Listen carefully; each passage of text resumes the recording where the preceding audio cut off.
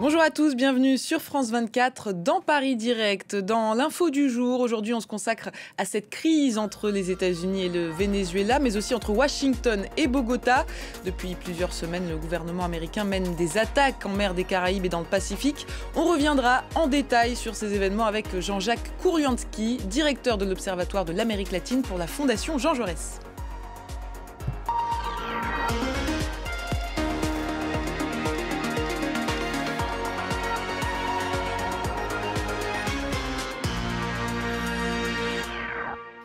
Les tensions s'accentuent de jour en jour entre les États-Unis et le Venezuela. Depuis plusieurs semaines, le président américain mène des opérations militaires en mer des Caraïbes. Donald Trump dit vouloir ainsi lutter contre le narcotrafic. Plusieurs navires ont été la cible de frappes américaines, des attaques qui ont fait des dizaines de morts. Retour sur ces dernières semaines dans la région avec Valériane Gauthier. Des avions de combat F-35, un sous-marin et 8 navires de guerre, dont le plus grand porte-avions du monde, une véritable armada déployée en mer des Caraïbes. Depuis début septembre, l'armée américaine a revendiqué 10 frappes qui ont fait au moins 43 morts. Donald Trump a intensifié sa guerre contre le narcotrafic, notamment les gangs vénézuéliens. Je pense que l'on va tuer ces gens qui apportent de la drogue dans notre pays, ok? On va les détruire, vous voyez, ils seront morts. Le président américain a autorisé la CIA à mener des opérations clandestines et étudie la possibilité de frappes terrestres sur le sol vénézuélien. Sa bête noire, Nicolas Maduro, qui reproche à la Maison-Blanche d'inventer une guerre éternelle. Le peuple des États-Unis est conscient que ce qui est envisagé contre le Venezuela est une agression armée visant à imposer un changement de régime, à installer des gouvernements fantoches et à voler le pétrole, le gaz, l'or et toutes les ressources naturelles d'une patrie. Également dans le viseur de Donald Trump, le président colombien. Il l'accuse de ne rien faire contre la production de cocaïne dans son pays. Et le Trésor américain a même inscrit Gustavo Petro sur sa liste noire de narcotrafiquants. Ce n'est pas vrai, nous n'inondons pas le monde de cocaïne, ce sont des mensonges passés de mode. Le monde, à commencer par les États-Unis, est envahi par le fentanyl, qui est 30 fois pire. Les pays d'Amérique latine observent avec une certaine appréhension la mise en place d'une nouvelle doctrine Monroe, l'idéologie de l'impérialisme américain qui avait fait de la région sa zone d'influence exclusive. Et on continue d'en parler avec Jean-Jacques Kouriansky, directeur de l'Observatoire de l'Amérique latine pour la Fondation Jean Jaurès. Bonjour. Bonjour. Merci d'être avec nous. Alors, qu'est-ce que Donald Trump a en tête exactement? Est-ce qu'il s'agit simplement d'une histoire de narcotrafic? Bon, il faut s'en tenir aux faits. On a quelques certitudes et on a aussi quelques interrogations. Bon, première certitude, ce qu'il dit. Qu'est-ce qu'il dit? Je lutte contre le trafic de stupéfiants. Et le Venezuela est l'un des acteurs importants. Je me dois, pour la sécurité, la santé des Américains, en particulier des jeunes Américains, de mettre fin à ce qui porte atteinte à leur santé et finalement à notre sécurité. C'est ce qu'il dit depuis sa campagne électorale, c'est ce qu'il a dit depuis le 20 janvier, depuis sa prise de fonction. Alors il avait une priorité à l'époque, c'était les migrations, les migrants qui étaient des facteurs de criminalité dont le trafic de stupéfiants. Donc il est passé à la page suivante, il a fait beaucoup de choses qui ont été très discutés sur la question des migrants. Aujourd'hui, il s'attaque à celle du trafic de drogue, du trafic de stupéfiants. Alors, la question qu'on peut se poser, effectivement, pourquoi le Venezuela? Dans la mesure où le Venezuela n'est pas l'acteur principal. Il y en a d'autres, il y a la Colombie, il y a le Mexique, il y a de plus en plus l'Équateur. Alors, on est obligé d'avoir un certain nombre de présenter un certain nombre d'hypothèses non vérifiées. Et je dis non vérifiées parce qu'avec Donald Trump, on ne sait pas très bien à quoi s'en tenir. Il peut changer de politique du jour au lendemain. Il a déjà parlé de problèmes de stupéfiants avec le Mexique, puis il a rebasculé sur les problèmes de commerce extérieur, d'investissement, dans la mesure où le Mexique est le premier partenaire commercial des États-Unis. Alors, les stupéfiants. Le secrétaire d'État Marco Rubio était, il y a quelques semaines, en Équateur, qui est devenu un pôle, non pas de production, mais de redistribution de la drogue, enfin, la cocaïne, le fentanyl, vers les États-Unis, vers l'Europe, un petit peu partout. Et il a dit au président équatorien, Daniel Noboa, écoutez, nous savons que vous êtes concernés, mais en ce qui concerne les questions de trafic de stupéfiants, comme d'autres d'ailleurs, on peut les traiter de deux façons. D'une façon avec les amis, vous êtes un ami, vous êtes un partenaire, et d'une autre façon avec les autres. Alors, il n'avait pas parlé de Venezuela, maintenant on sait que les autres, c'est le Venezuela. Alors, ami, l'Équateur, qu'est-ce qu'il a obtenu de l'Équateur? Il a obtenu la probable installation d'une base militaire des États-Unis en Équateur, dont il disposait déjà en 2009 pour surveiller la Colombie. Donc peut-être aujourd'hui c'est toujours pour la Colombie, puisqu'il y a également, après le Venezuela, des problèmes bilatéraux avec la Colombie, mais aussi le Brésil. Alors la question qu'on est en droit de se poser, effectivement, bon, si on admet qu'effectivement, en matière de politique intérieure, c'est très important de sécurité intérieure des États-Unis, d'affronter pour Donald Trump cette question du trafic des stupéfiants, pourquoi le Venezuela, même avec ce bémol équatorien, le Venezuela n'est pas un pays ami. Mais là, justement, jusqu'ici, il n'a fourni aucune preuve concernant un lien supposé entre ces navires qui ont été attaqués. Oui, alors sur la méthode, effectivement, oui, la méthode, mais ça, c'est la méthode Trump, et il s'assoit sur le droit international. Est-ce qu'il a le droit, justement, j'allais vous poser la question, le droit international l'y autorise ou pas ? Non, mais comme il n'avait pas le droit de bombarder le Yémen ou l'Iran, enfin bon, il a une conception de promoteur immobilier, c'est je négocie, si je suis le plus fort, je frappe. Si je ne suis pas le plus fort, comme avec la Chine, on s'assoit et on discute. Bon, il est évident qu'avec les pays d'Amérique latine, le Venezuela et les autres, le rapport de force militaire étant ce qu'il est, même économique et commercial, donc il peut y aller, il n'y a pas de problème. Alors, je dis sanctions économiques et commerciales parce que c'est la voie qu'il a choisie aussi pour la Colombie, mais qu'il ne peut pas appliquer pour le Venezuela parce que le Venezuela est soumis depuis des années à des sanctions et il est sanctionné.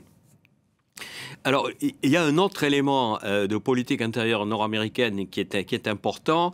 Il a dans le conglomérat de tous les groupes qui le soutiennent, qui est représenté, ce groupe est d'ailleurs représenté dans son gouvernement par le secrétaire d'État Marco Rubio, un électorat républicain très idéologique, très fort en Floride, qui est un État important chaque fois qu'il y a des élections aux États-Unis, et ce groupe très idéologisé fonctionne un peu comme fonctionnait le Parti républicain il y a quelques années.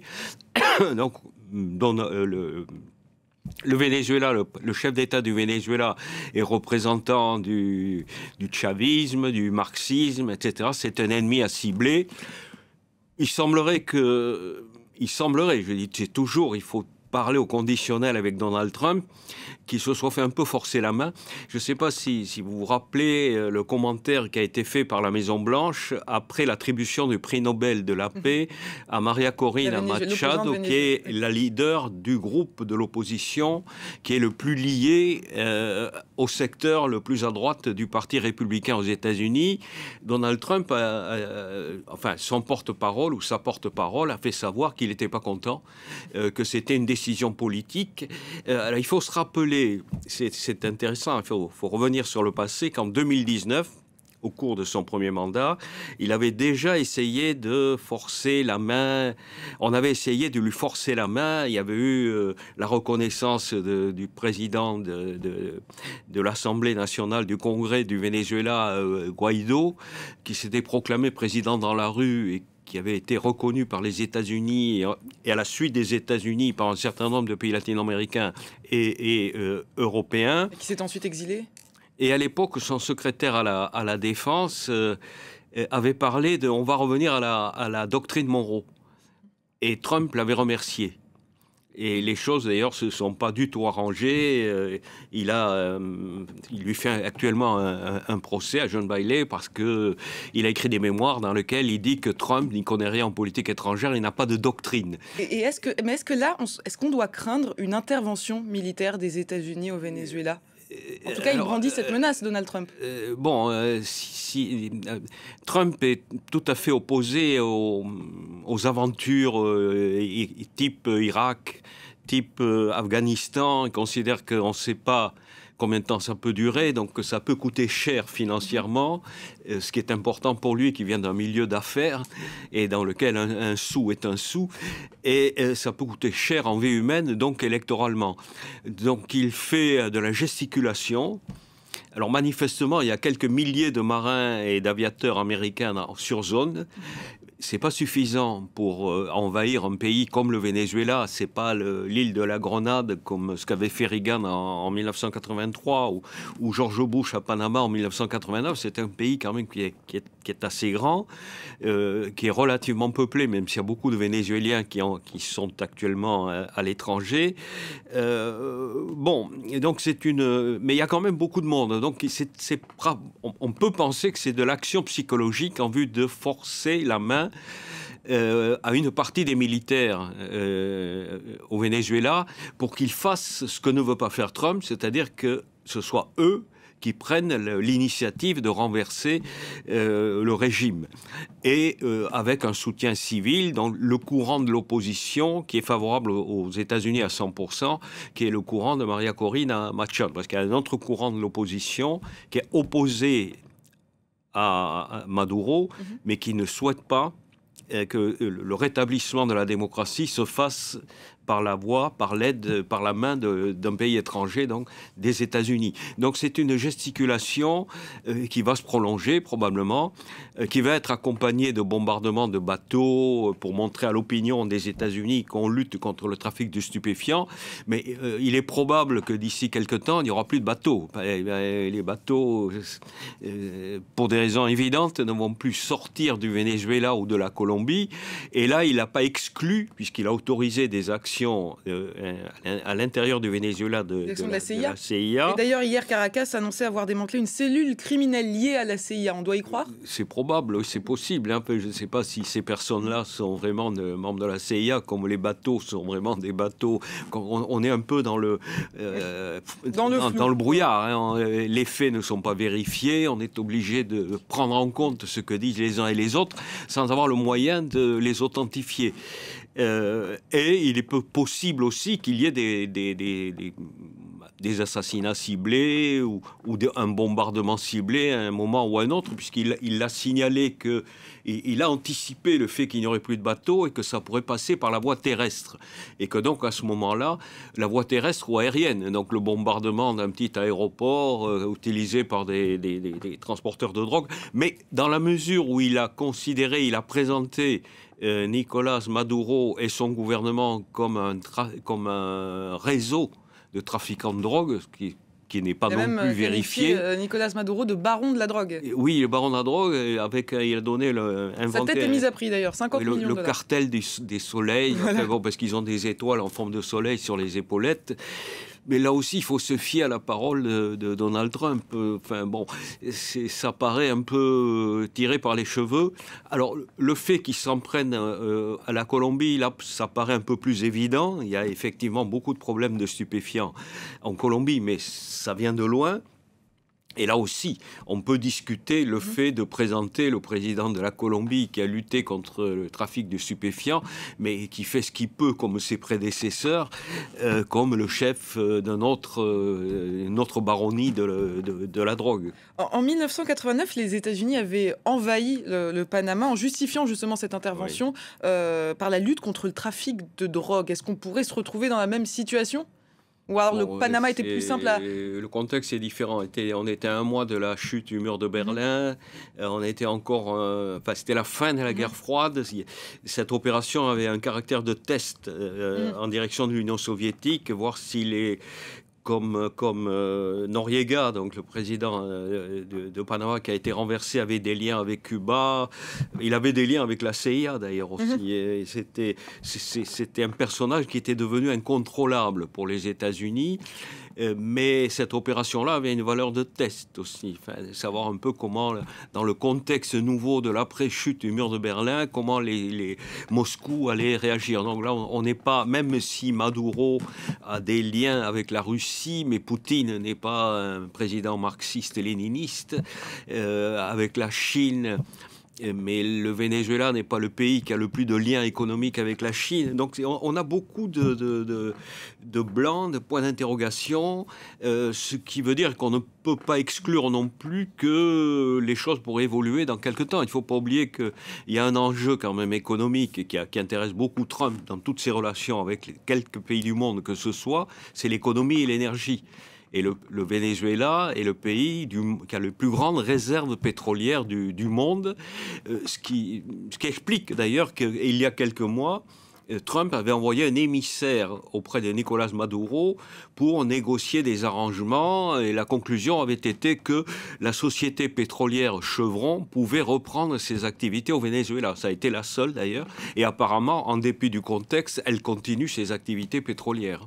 Et dans cette confrontation avec le Venezuela, il y a un pays qui joue un rôle important, un archipel, Trinité et Tobago. Un navire de guerre américain est même arrivé là-bas dimanche. Expliquez-nous ce que Trinité et Tobago vient faire là-dedans. Je rappelle que l'archipel est situé à seulement une dizaine de kilomètres du Venezuela. Oui, Trinité et Tobago est un voisin très proche, effectivement, très 10 kilomètres. C'est un pays qui a des accords pétroliers énergétiques avec le Venezuela. Le Venezuela est très lié aux pays du CARICOM, des pays des grandes et petites Antilles. Et donc le fait que le gouvernement de Trinidad et Tobago appuie les États-Unis, on ne voit pas d'ailleurs comment ils pourraient résister à une pression des États-Unis. Mais d'un autre côté, ils sont liés, ils sont entre le marteau et l'enclume, ils sont liés pour des raisons énergétiques et des raisons humaines aussi. Il y a pas mal de personnes originaires de Trinité et Tobago qui sont au Venezuela depuis plusieurs années pour des raisons de travail, à l'époque où le Venezuela était un pays opulent. Et comme Maduro ne peut pas répondre aux États-Unis directement, ça serait mettre le doigt dans un engrenage, il se heurterait à une riposte importante militaire des États-Unis, donc il veut éviter.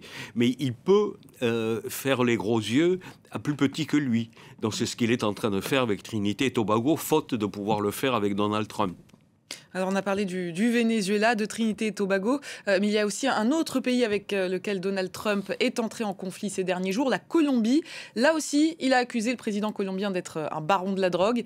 Des opérations américaines ont été menées dans le Pacifique. Gustavo Petro affirme que les États-Unis ont violé la souveraineté de l'espace maritime colombien et ont tué un pêcheur. On va écouter Gustavo Petro. Sí, pero usted hay que meterlo en el contexto total de discurso. Il faut replacer cela dans le contexte global du discours. Le message est qu'aucun soldat au monde, qu'il soit colombien, européen, africain, nord-américain ou américain, ne peut décemment exécuter un ordre lui indiquant de tirer sur des êtres humains et commettre un crime contre l'humanité.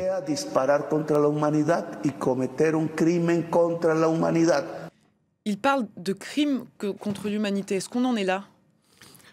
Bon, le droit international a été piétiné. Alors après la qualification de l'acte, bon, le président colombien a choisi crime contre l'humanité, mais il y a de toute évidence une violation du droit international. Mais il y a des civils qui ont péri. Il y a des problèmes, même en haute mer, donc un pays est en possibilité d'arraisonner le bateau suspect, de l'arraisonner, d'arrêter les personnes, mais pas de les exécuter. D'ailleurs, pourquoi ne pas les avoir arraisonnés, ces bateaux ? Donald Trump, je vous dis, a une relation avec les pays et avec les autres pays qui est une relation de force. Si je suis plus fort, j'agis.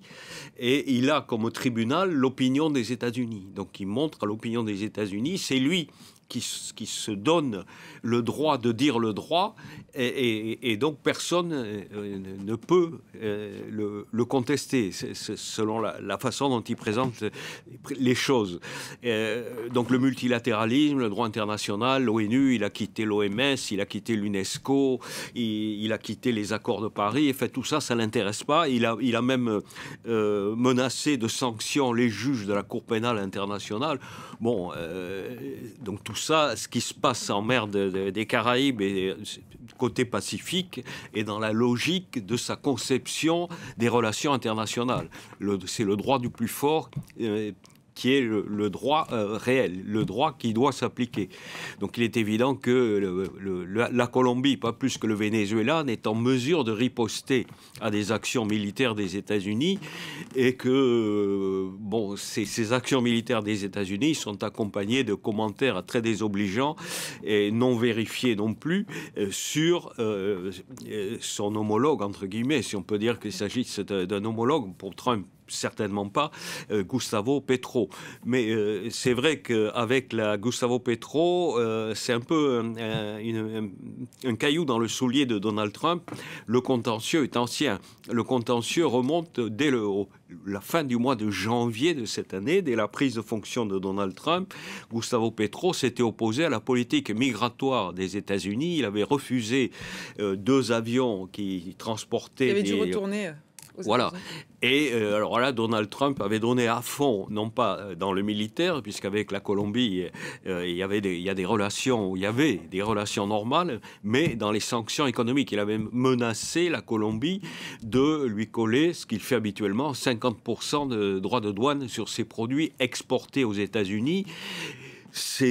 Pour la Colombie, c'est compliqué parce qu'il y a beaucoup de pays latino-américains qui ont des relations privilégiées avec la Chine. La Colombie, non. Le premier partenaire économique et commercial de la Colombie, ce sont les États-Unis. Il y a 3000 entreprises concernées en Colombie, des producteurs de fleurs, des producteurs de café, les producteurs de pétrole, puisque la Colombie produit également du pétrole. Et donc tous avaient fait savoir à Gustavo Petro qu'il fallait mettre un bémol. Et dans les 48 heures...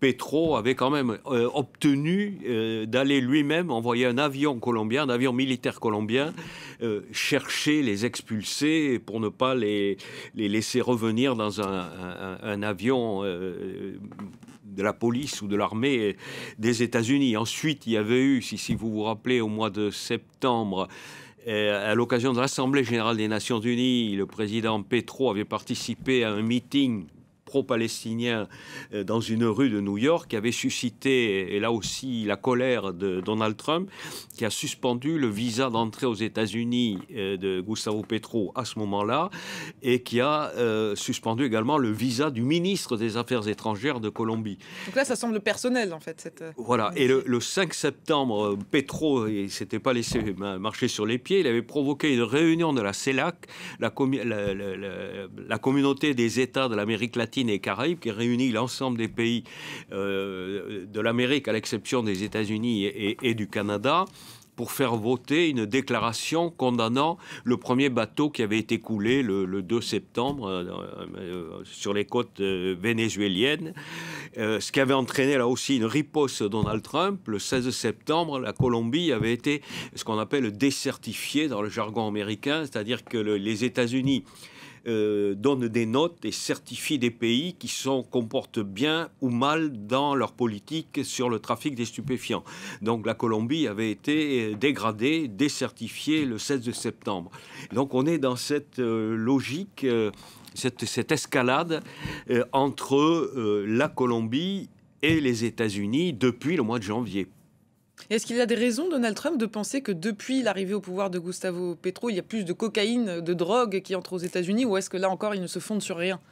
Bon, alors statistiquement, il semblerait que la politique de Petro, qui est un peu différente de celle de ses prédécesseurs, d'essayer de coupler la lutte contre le trafic des stupéfiants sur la recherche de la paix, puisque c'est un pays qui traditionnellement connaît une violence délinquante et même politique très importante, n'est pas donné les résultats attendus, mais de là à dire qu'il l'a fait pour se mettre de l'argent dans la poche en tant que chef d'un réseau criminel, c'est plutôt sa politique qui n'a pas donné les résultats qu'il attendait que la logique d'une politique délinquante qui serait pratiquée par le président de la Colombie. Mais pour Trump, peu importe, hein, je veux dire, c'est son discours qui, dans les médias, doit effacer tous les contre-discours et s'imposer aux États-Unis, comme en Colombie, comme dans le reste du monde. En tout cas, depuis son arrivée au pouvoir, Gustavo Petro a tenté de calmer les choses avec l'ex-guérilla des FARC, hein, qui d'ailleurs lui a apporté son soutien. Il a déclaré que s'il y avait une intervention américaine, le président Gustavo Petro pourrait compter sur son aide pour combattre les États-Unis. En Colombie, on se prépare à tout ? Non, il n'y aura pas, alors encore moins qu'au Venezuela, là, compte tenu de, là aussi, la Colombie est un pays d'un million de kilomètres carrés, il y a des montagnes, il y a de la forêt amazonienne, alors même si Donald Trump a des relais politiques, hein, des partis d'extrême droite qui sont dans la même ligne politique et qui souhaitent faire partir Gustavo Petro. Bon, il y a des élections au mois de mars prochain en Colombie. Les élections en Colombie sont transparentes, il n'y a pas de problème. Donc le pari, c'est plutôt de faire du bruit pour renforcer l'opposition et lui permettre de faire élire un candidat qui serait proche de Donald Trump et des États-Unis. Merci beaucoup, Jean-Jacques Kouriansky, d'avoir été avec nous sur ce plateau et d'avoir répondu à nos questions. Compris.